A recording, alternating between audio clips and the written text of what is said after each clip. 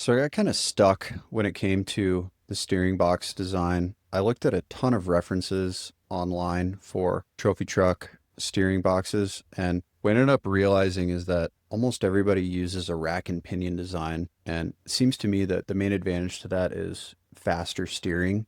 In a regular build, this would be a component that you just buy off the shelf, like the whole steering assembly. They're not that expensive. They're really well engineered and they would work for most applications. But for this one, as a design exercise, I wanted to build one from scratch so that I could understand how it works. And that's usually the best way for me to do that. So I look at an example design, figure out what components are there, and then try to make my own version of that optimized for the use case. So since everything on this design is scaled up because we're using the 58-inch Mickey Thompson tires, I needed to make a custom rack and pinion steering box. And that part of the design is not done, but it's at least a placeholder in there that I can come back to once I have a better understanding of exactly what components are needed to make this work. But it seems to me the basic components are you need to capture a hydraulic steering pump, you need to capture a